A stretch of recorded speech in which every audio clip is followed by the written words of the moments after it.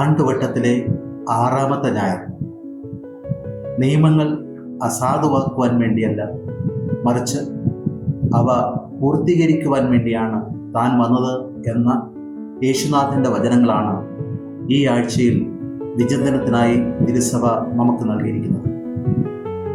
നിയമങ്ങൾ ഏതൊരു സമൂഹത്തിനും നീതി നിറഞ്ഞ വ്യവസ്ഥിതി നിലനിർത്തുന്നതിനും സമാധാനപൂർണമായ അന്തരീക്ഷം പാലിക്കുന്നതിനും അത്യന്താപേക്ഷിതമാണ്. പൗരന്മാരുടെ അവകാശങ്ങളെ സംരക്ഷിക്കുന്നതിനും തർക്കങ്ങൾ പരിഹരിക്കുന്നതിനും ആ സമൂഹത്തിൽ നിലനിൽക്കുന്ന നിയമങ്ങൾ ശക്തമായ മാർഗനിർദ്ദേശവുമായി മാറുന്നു.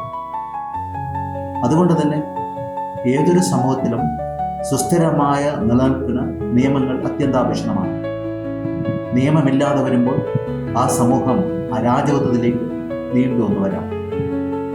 അരാജകത്വം നിലകൊള്ളുന്നതിന് കാരണമായിട്ട് മാറുന്നത് അവിടെ നടമാടുന്ന കാട്ടുനീതിയായിരിക്കാം. ബലവാന്മാരും ശക്തന്മാരും അവരുടെ ഇഷ്ടാനുഷ്ഠാനങ്ങളെ നിയമങ്ങളാക്കി മാറ്റുകയും ആ ഇഷ്ടാനുഷ്ഠാനങ്ങൾ ഭരണം നടത്തുകയും ചെയ്യുന്ന ഒരവസ്ഥാവിശേഷം അപ്രകാരമുള്ള സമൂഹങ്ങളിൽ സംജാതമാകുകയും ചെയ്യും. അതുകൊണ്ട് തന്നെ അപ്രകാരമുള്ള സംഭവങ്ങളിൽ പുരോഗതി ഇല്ലാതെയാകുകയും സമാധാനപൂർണമായ സഹവർത്തിത്വം അസ്തമിക്കുകയും ചെയ്യുന്നതിന് കാരണമായിട്ട് മാറാൻ ഇടയുണ്ട്. എല്ലാ മതങ്ങളുടെയും അടിസ്ഥാനപരമായ നിയമം ആ മതങ്ങളിലെ ദൈവസങ്കല്പവുമായി ഇടകലർന്ന് കിടക്കുന്നതായി കാണാൻ കഴിയും. ഇസ്രായേൽക്കാരെ സംബന്ധിച്ചിടത്തോളം അവർക്ക് ദൈവം നേരിട്ട് മോസസ് വഴി നൽകിയ തോറ എന്നറിയപ്പെടുന്ന നിയമഗ്രന്ഥങ്ങളായിരുന്നു അവരുടെ ജീവിതത്തിൻ്റെ മാർഗരേഖയായി നിലകൊണ്ടത്. ഈ കൽപ്പനകൾ അനുഷ്ഠിക്കുവാൻ വേണ്ടി ദൈവം അവർക്ക് മാർഗനിർദ്ദേശകം നൽകുന്ന രീതിയിൽ കാലാകാലങ്ങളിൽ പ്രവാചകന്മാരെ അയക്കുകയും ചെയ്തു. പ്രവാചകന്മാരുടെ പ്രബോധനവും പ്രവാചകന്മാരുടെ അനുശാസനങ്ങളും ദൈവവുമായിട്ടുള്ള ബന്ധത്തിൽ അവരെ നിലനിർത്തുന്ന ഉടമ്പടിയുടെ ഭാഗമായി മാറി. അതുകൊണ്ട് തന്നെ ഇസ്രായേൽക്കാരുടെ മുഖമുദ്രയായി കരുതപ്പെടുന്നത് നിയമവും പ്രവാചകന്മാരുമായിരുന്നു. യേശുനാഥൻ കടന്നു വരുമ്പോൾ ഈ നിയമങ്ങളുടെ എണ്ണം വർദ്ധിക്കുന്നതായി നാം കാണുന്നു. ഏകദേശം 613 നിയമങ്ങളാണ് അവർ അനുഷ്ഠിക്കേണ്ടതായിട്ട് വന്നത്. ഈ നിയമങ്ങളുടെ നൂലാമാലകൾ കുടുങ്ങിക്കിടന്ന സാധാരണ ജീവിതം അസഹനീയമായിരുന്നു. ഇങ്ങനെ നിയമങ്ങളുടെ അനുഷ്ഠാനങ്ങളാൽ അസഹനീയമായ ഒരു ജീവിതക്രമത്തിൽ അകപ്പെട്ടിരുന്ന ഇസ്രായേൽക്കാരോട് യേശുനാഥൻ നീതിയുടെ വാളുമായിട്ടാണ് കടന്നു വരുന്നത്. ആ നിയമങ്ങൾ പഠിപ്പിക്കുവാനും അനുഷ്ഠിക്കുവാനും അവർക്ക് ശക്തി പകരുന്ന രീതിയിൽ അവരോടൊപ്പം ഉണ്ടായിരുന്ന നിയമജ്ഞരെയും പരിസേരെയും ഒക്കെ യേശുനാഥൻ വെല്ലുവിളിക്കുന്നതായി നാം സുവിശേഷത്തിൽ കാണുന്നു. എന്തുകൊണ്ടായിരിക്കാം യേശുനാഥൻ ഈ നിയമങ്ങളെ വെല്ലുവിളിക്കുന്നതിന് കാരണമായിട്ട് മാറിയത്? നിയമങ്ങൾക്ക് 2 വശമുള്ളതായിട്ട് നമുക്ക് കാണാൻ കഴിയും. ഒന്നാമത്തേത് അതിൻ്റെ ആന്തരികമായ സത്തയാണ്. രണ്ടാമത്തേത് അതിൻ്റെ ബാഹ്യമായ അനുഷ്ഠാനമാണ്. നിയമത്തിൻ്റെ ബാഹ്യമായ രൂപമെന്ന് പറയുന്നത് അരുത് അല്ലെങ്കിൽ ചെയ്യാം എന്ന് പറയുന്ന ഒരു വ്യവസ്ഥയാണ്.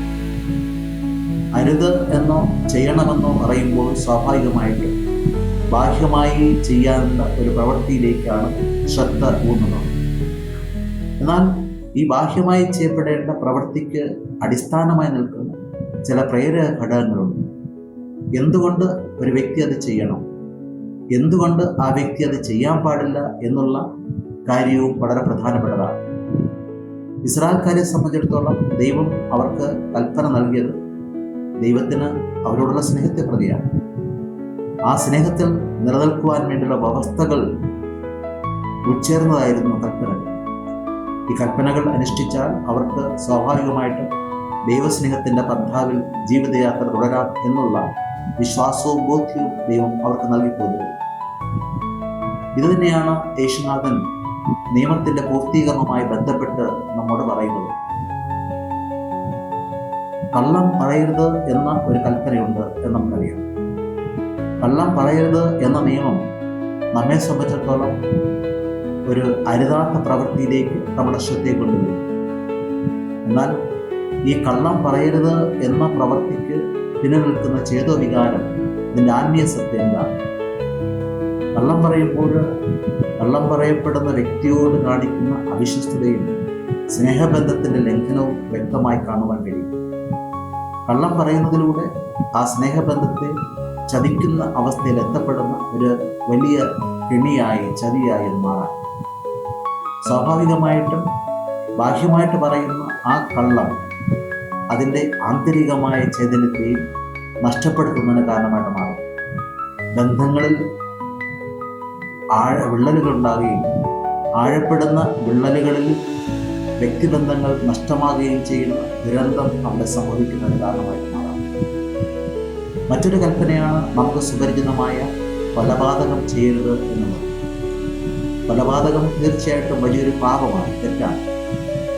പക്ഷേ യേശുനാഥൻ നമ്മോട് പറയുന്നത്, ഒരു വ്യക്തി കൊലപാതകം ചെയ്യുന്നതിന് മുമ്പ് അവൻ്റെ പാതക പ്രക്രിയ ഉള്ളിൽ ആരംഭിക്കുകയാണ്. ആരെയാണോ കൊല ചെയ്യേണ്ടത് എന്നുള്ള ചിന്ത ശക്തമായി ഉള്ളിൽ കടന്നു വരികയും അത് വെറുപ്പിൻ്റെ രൂപത്തിൽ ആരംഭിച്ച് തീവ്രമായ വൈരാഗ്യത്തിൻ്റെയും ശത്രുതയുടെയും നിറം പേറിക്കൊണ്ട് ബാഹ്യമായ ഒരു പ്രവൃത്തിയിലേക്ക് ചെന്നുവരും. ബാഹ്യമായ കൊലപാതകമെന്ന പ്രവൃത്തി ചെയ്യുന്നതിന് മുമ്പ് ആ വ്യക്തിയിൽ വല്ലാത്ത ഒരു പരിവർത്തനമുണ്ടാവുകയാണ്. വെറുപ്പിൻ്റെ, ശത്രുതയുടെ, ദേഷ്യത്തിൻ്റെയൊക്കെ വലിയൊരു പ്രതിഭാസം ഉള്ളിൽ സംഭവിക്കുന്നു. അതുകൊണ്ട് യേശുനാഥൻ്റെ കൽപ്പന വളരെ അർത്ഥവത്താണ്. ശത്രുക്കളെ സ്നേഹിക്കുക. ശത്രുത സ്വാഭാവികമായിട്ടും കൊലപാതകത്തിലേക്ക് നയിക്കുന്നു. ആ കൊലപാതകത്തിന് കാരണമായ ശത്രുതയെ സ്നേഹിക്കുവാൻ വേണ്ടിയാണ് അവിടെ നിന്ന് ആവശ്യപ്പെടുന്നത്. കൊലപാതകം എന്ന് പറയുന്ന ആ നിയമം അതിൻ്റെ പരിപൂർണതയെ പ്രാപിക്കണമെങ്കിൽ അതിൻ്റെ അടിസ്ഥാനപരമായ കാരണം കണ്ടെത്തി അതിനെ അതിജീവിക്കുവാനുള്ള ശക്തി ഉണ്ടാകും. അപ്പോഴാണ് ആ നിയമം പൂർത്തീകരിക്കപ്പെടുന്നത്. മറ്റൊരു വലിയ പാപമാണല്ലോ വ്യഭിചാരമെന്നത്. ഒരു വ്യക്തി വ്യഭിചാരമെന്ന പാപം ചെയ്യുമ്പോൾ സ്വാഭാവികമായിട്ടും ആ പാപം വലിയൊരു ബന്ധത്തിൻ്റെ തകർച്ചയിലേക്ക് നയിക്കുമെന്നുള്ളതാണ്. വ്യഭിചാരമെന്ന് പറയുന്ന പാപം കാമത്തിൻ്റെ സ്വാർത്ഥപരമായ വികാരത്തിൻ്റെയൊക്കെ അടിമത്തത്തിൽ ചെന്നെത്തപ്പെടുമ്പോൾ ഉണ്ടാകുന്ന ഒരു പ്രവൃത്തിയാണ്. ആ പ്രവൃത്തിയിലൂടെ ഒരു വ്യക്തിക്ക് മറ്റുള്ളൊരു വ്യക്തിയോടുണ്ടാകേണ്ട യഥാർത്ഥ സ്നേഹത്തിൻ്റെ ശക്തി നഷ്ടമാകുകയും വികാരത്തിൻ്റെ തിരത്തളവിൽ പ്രവൃത്തി എത്തപ്പെടുകയും ചെയ്യുന്ന ഒരു സാഹചര്യം ഉണ്ടാകുകയാണ്. അവിടെ സ്നേഹമില്ലാതെ വരികയും സ്വാർത്ഥപരമായ താല്പര്യത്തിൻ്റെ അധിനിവേശം സംഭവിക്കുകയും ചെയ്തു. അങ്ങനെ വ്യഭിചാരമെന്ന പ്രവൃത്തി പാപമെന്നുള്ള വലിയ പ്രവൃത്തിയിലേക്ക് എത്തപ്പെടുന്നതിന് മുമ്പ് മനുഷ്യൻ്റെ തന്നെ ഉള്ളിൽ ആ തിന്മയുടെ ഭാവം ആരംഭിക്കുകയാണ്. അത് വികാരപരമായ ശക്തമായ ആവേശമായി ഉള്ളിൽ രൂപപ്പെടുമ്പോൾ യഥാർത്ഥ സ്നേഹത്തിൻ്റെ കാഴ്ചപ്പാട് നഷ്ടപ്പെടുകയും സ്നേഹത്തിൻ്റെ ബന്ധത്തെ അത് തകർക്കുന്നതിന് കാരണമായിട്ട് മാറുകയും ചെയ്യും. വ്യഭിചാരമെന്ന പ്രവൃത്തി പാപമായി രൂപപ്പെടുന്നത് സ്വാഭാവികമായിട്ടും അതിൻ്റെ ആന്തരികമായ സത്ത നഷ്ടപ്പെട്ട് പ്രവൃത്തിയിലേക്ക് എത്തപ്പെടുമ്പോഴാണ്. അതുകൊണ്ടാണ് കർത്താവായ യേശുക്രിസ്തു പറയുന്നത്, ഈ ഒരു പാപമായി മാറുന്ന ആ പ്രവൃത്തിയിലേക്ക് എത്തപ്പെടുന്നതിന് മുമ്പ് ഒരു പ്രക്രിയ പാപം ചെയ്യുന്ന മനുഷ്യൻ്റെ ഉള്ളിൽ നടക്കുന്നു. അത് വികാരപരമായ ആവേശമായിരിക്കാം, തെറ്റായ കാഴ്ചപ്പാടായിരിക്കാം, വ്യക്തിയെ ദൈവത്തിൻ്റെ സൃഷ്ടിയായും സ്വന്തം സഹോദരങ്ങളായും കാണുന്നതിന് തടസ്സപ്പെടുത്തുന്ന ഒരു കാഴ്ചപ്പാടായിരിക്കും. അതിനെയാണ് പരിഹരിച്ച് ബന്ധത്തിൻ്റെ ചേരുവ നേരായ പാതയിൽ ചേർത്ത് വയ്ക്കേണ്ടത്. അതുകൊണ്ട് പാപമെന്ന് പറയുന്ന ആ ഒരു പ്രക്രിയ പാപമായിട്ട് മാറുന്ന സാഹചര്യങ്ങളെ പൂർണ്ണമായിട്ടും ഉൾക്കൊണ്ട് മനസ്സിലാക്കുവാൻ കഴിയണം എന്നുള്ളതാണ് യേശുവിൻ്റെ കൽപ്പന. അതുകൊണ്ടാണ് കർത്താവ് പറഞ്ഞത്, വ്യഭിചാരമെന്ന് പറയുന്ന പാപത്തിന് കർത്താവ് എതിരല്ല, കൊലപാതകമെന്ന് പറയുന്ന പാപത്തിന് കർത്താവ് എതിരല്ല, കള്ളം പറയുക എന്ന പാപത്തിന് കർത്താവ് എതിരല്ല. അവയൊക്കെ നിയമാനുഷ്ഠിതമായി പാപങ്ങൾ തന്നെയാണ്, തിന്മകൾ തന്നെയാണ്. എന്നാൽ അതിൻ്റെ പൂർണ്ണത അടങ്ങിയിരിക്കുന്നത് അതിൻ്റെ കാരണങ്ങളെ മനസ്സിലാക്കി അതിൻ്റെ അടിസ്ഥാനപരമായ കാരണങ്ങൾ നിന്നുകൊണ്ട് വ്യക്തിയെ മോചിപ്പിക്കുന്ന ഒരവസ്ഥയിൽ എത്തിച്ചേരുമ്പോഴാണ്. അതുകൊണ്ട് കർത്താവ് വ്യക്തമായി പറയുന്ന ഒരു കാര്യം, പാപം ചെയ്യുന്ന ഒരു പ്രവൃത്തിയിലേക്ക് എത്തുന്നതിന് മുമ്പ് ആ പ്രവൃത്തിയിലേക്ക് നയിക്കുന്ന ആന്തരികമായ കാരണങ്ങൾ മനസ്സിലാക്കി ആ ആന്തരികമായ കാരണങ്ങളെ തിരുത്തി ശരിയായ ദൈവികമായ ബന്ധത്തിലും സാഹോദര്യ ബന്ധത്തിലും സ്നേഹാധിഷ്ഠിതമായ ഒരു ജീവിതം നയിക്കുവാൻ കഴിയുമ്പോഴാണ് ഒരു ക്രിസ്തു ശിഷ്യൻ പൂർണ്ണമായും നിയമപാലകനായി മാറുന്നത്. പൂർണ്ണമായും നിയമപാലകനായി മാറുവാൻ ഉതകുന്ന രീതിയിലുള്ള ഒരു പരിശീലനമാണ് ക്രൈസ്തവ ജീവിതത്തിന് അത്യന്താപേക്ഷിതമായി മാറുന്നത്. ഇന്നത്തെ വായനകൾ പരിശോധിക്കുമ്പോൾ ഒന്നാമത്തെ വായനയിൽ നാം പ്രഭാഷകന്റെ പുസ്തകത്തിൽ നിന്നുള്ള വചനഭാഗമാണ് വായിച്ചത്. അവിടെ നമ്മുടെ സ്വാതന്ത്ര്യത്തെക്കുറിച്ചാണ് പറയുന്നത്. പാപവും പുണ്യവും തിരഞ്ഞെടുക്കുവാനുള്ള സ്വാതന്ത്ര്യം മനുഷ്യന് വേണ്ടിയുണ്ട്. അത് മരണത്തിന്റെ വഴിയിലേക്കും ജീവന്റെ വഴിയിലേക്കും നയിക്കണം. പാപത്തിന്റെ വഴിയാണ് ഒരു മനുഷ്യൻ തിരഞ്ഞെടുക്കുന്നതെങ്കിൽ സ്വാഭാവികമായിട്ടും അവൻ മരണത്തിന്റെ വഴിയിലൂടെയായിരിക്കും നടന്നു നീങ്ങുന്നതും ചെന്നെത്തുന്നത്. മറിച്ച് അവൻ ജീവന്റെ വഴിയിലേക്ക് നയിക്കുന്ന കൽപ്പനകളുടെ പാലനമാണ് തിരഞ്ഞെടുക്കുന്നതെങ്കിൽ സ്വാഭാവികമായിട്ടും അവന്റെ ജീവിതം ജീവന്റെ വെൺപുരലിലേക്ക് എത്തപ്പെടുന്നതിന് കാരണമായിട്ട് മാറും. ഇത് അഗ്നിയും ജലവും സ്വീകരിക്കപ്പെടുന്നതിന് സമാനമാണെന്ന് പ്രഭാഷകൻ നമ്മെ ഓർമ്മപ്പെടുത്തുന്നു. നമുക്ക് വേണ്ടത് നമ്മുടെ ജീവനിലേക്ക് നയിക്കുന്ന ആന്തരികമായ ചൈതന്യം മനസ്സിലാക്കി ആ ചൈതന്യത്തിനനുസരിച്ച് നിയമത്തെ പരിപാലിക്കുന്ന ഒരു ജീവിതക്രമമാണ്. രണ്ടാമത്തെ വായനയിൽ വിശുദ്ധ പൗലോസ്ലീഹ കൊറിന്ത്യർക്ക് എഴുതിയ ലേഖനത്തിൽ നമ്മെ ആഹ്വാനം ചെയ്യുന്നത് ഇതുമായി ബന്ധപ്പെട്ട മറ്റൊരു കാര്യമാണ്. നിയമത്തിന്റെ ചൈതന്യമായി മാറേണ്ടത് അതിൻ്റെ ആന്തരികമായ ഭാവമാണ്. നിയമത്തിന്റെ ജ്ഞാനം എന്ന് പറയുന്നത് ആന്തരികമായ ഭാവമായതിനാൽ അതാണ് നാം പ്രസംഗിക്കേണ്ടത്, പഠിപ്പിക്കേണ്ടത്. ഈ നിയമത്തിന്റെ ആന്തരിക സത്തയെ പഠിപ്പിക്കുവാൻ വേണ്ടി കർത്താവ് പരിശ്രമിച്ചപ്പോൾ ആ ലോകജനത്തിന് കർത്താവിനെ മനസ്സിലായില്ല. അവിടുന്ന് കുരിശിൽ മരിക്കേണ്ടി വന്ന അവസ്ഥയിൽ എത്തപ്പെടുകയാണ്. ലോകത്തിന്റെ ജ്ഞാനം അതുകൊണ്ട് തന്നെ നിയമങ്ങളുടെ ഈ ചട്ടക്കൂട്ടുകളെ പ്രകീർത്തിക്കുന്ന രീതിയിലും അനുഷ്ഠിക്കുവാൻ പ്രേരിപ്പിക്കുന്ന രീതിയിലുമാണ് കൽപ്പന ചെയ്തിരിക്കുന്നത്. മറിച്ച് യഥാർത്ഥ ദൈവികമായ ജ്ഞാനം അതിൻ്റെ ആന്തരികമായ രഹസ്യങ്ങളിലേക്ക് നമ്മുടെ ശ്രദ്ധയെ കൊണ്ടുചെന്നെത്തിക്കുന്നു. ഒരു വ്യക്തി പാപം ചെയ്യരുത് എന്നുള്ള നിയമം അല്ല പ്രധാനപ്പെട്ടത്. അതിനേക്കാൾ ഉപരിയായിട്ട് പാപത്തിലേക്ക് നയിക്കുന്ന കാരണങ്ങൾ കണ്ടെത്തി ആ കാരണങ്ങളെ ഉന്മൂലനം ചെയ്തുകൊണ്ട് പാപരഹിതമായ ജീവിതം നയിക്കുക എന്നുള്ളതാണ് പ്രധാനപ്പെട്ടത്. അതുകൊണ്ട് നിയമത്തെ ഇല്ലാതാക്കുക എന്നുള്ളതല്ല കർത്താവായ യേശുക്രിസ്തുവിന്റെ പഠനങ്ങളുടെ കേന്ദ്രബിന്ദുവായി നാം മനസ്സിലാക്കേണ്ടത്.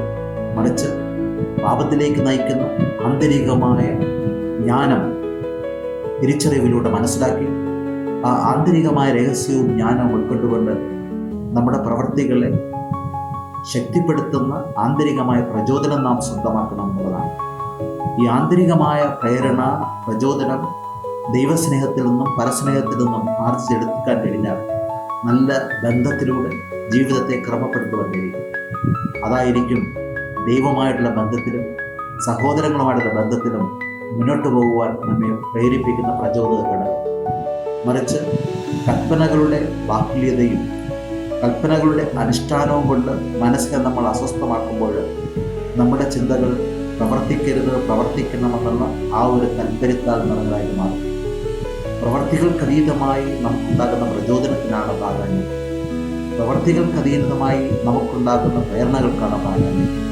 ആ പ്രേരണകളെ ക്രമപ്പെടുത്തിയാൽ, പ്രചോദനത്തിൻ്റെ ചോദനകളെ ശരിയാവണ്ണം മനസ്സിലാക്കിയാൽ യഥാർത്ഥ നിയമവും നിയമത്തിൻ്റെ പൂർത്തീകരണവും ഒരു വ്യക്തിയിൽ സമങ്ങളമായി സമ്മേളിക്കുന്നതിന് കാരണമായിട്ട് മാറും. അങ്ങനെ നിയമത്തിൻ്റെ പരിപൂർണത ഉൾക്കൊള്ളുന്ന രണ്ട് വ്യത്യസ്ത ഭാവങ്ങൾ നമ്മുടെ ഓരോരുത്തരുടെയും ജീവിതത്തിൽ സമങ്ങളമായി സംയോജിപ്പിച്ചുകൊണ്ട് യഥാർത്ഥ ക്രിസ്തു ശിഷ്യത്വത്തിൻ്റെ പാതയിൽ മുന്നോട്ട് പോകുവാൻ നമുക്ക് പരിശ്രമിക്കാം.